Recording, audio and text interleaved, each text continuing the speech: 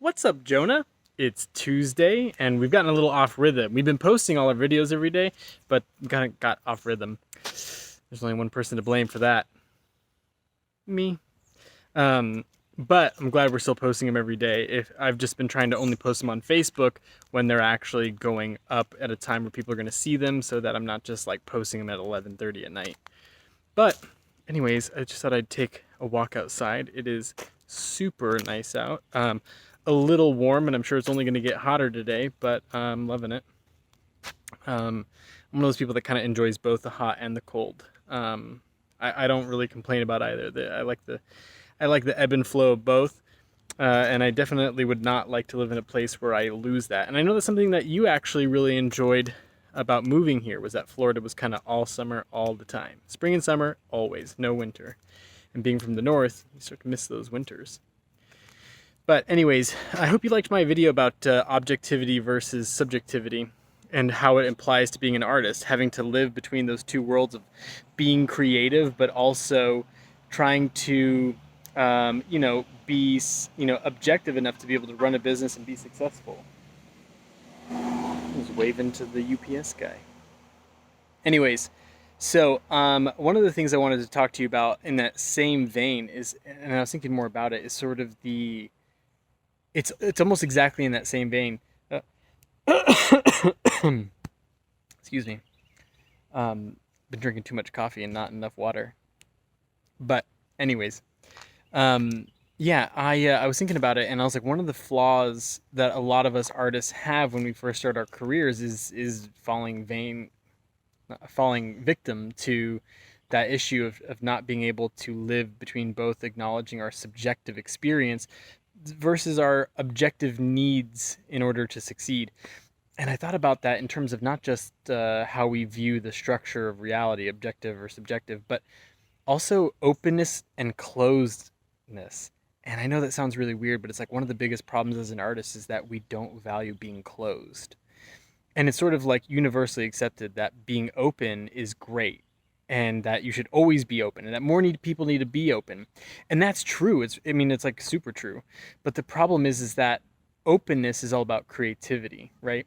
And I have this philosophy. I'm like, anything that stifles my ability to be open when it's appropriate is something that I want to run away from. If people tell me I can't use certain language, or that like I'm not allowed to like question things, like it goes against the core of who I am in terms of wanting to explore, because I'm an artist. And I truly believe that it's important to, when it's appropriate, be able to actually be open, be creative, because that's what it is. It's like I know that this idea may not work in the long run, but I want to, in a safe way, explore how it's working, and understand it to a deeper degree, so that when it's time to go into closed mode, I'll be able to actually enact something really meaningful with a critical eye.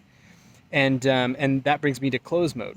It's taken a lot of time to learn how to value being closed, and that being closed is actually important.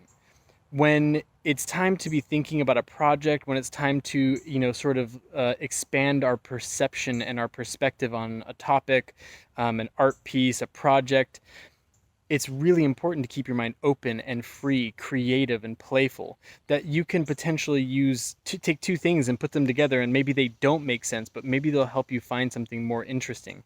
That is why, no matter who you are or what you're doing, there is a time to be open and not stifle creativity. But on the opposite side, there is a time where creative time is over, or at least time to put it to the side. And then you have to get into the closed mode and actually enact your plan.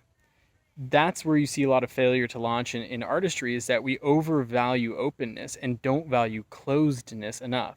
And I know that closeness is maybe the worst like word I could potentially use for describing it, but it's like there is something about being open and free and playful, and something about being closed, purposeful, and directional. And I think that I think especially as artists, don't value that. Now, on the opposite side, when you look at people like politicians are addicted to the closed mode. They don't want, it is uncomfortable for them to sit in the discomfort of sort of aimless play, because they are all about action and decision and momentum.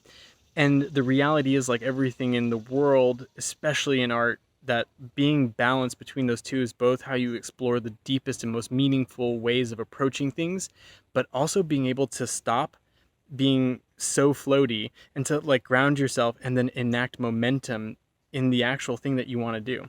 And I think as a business owner and as an artist, that's what I am most focused on, is how do I empower more people to not only, on both sides of the spectrum, objective or subjective, but how do I get more people to see the value in the balance between taking time to play and knowing when to stop and enact a true goal and put momentum towards it?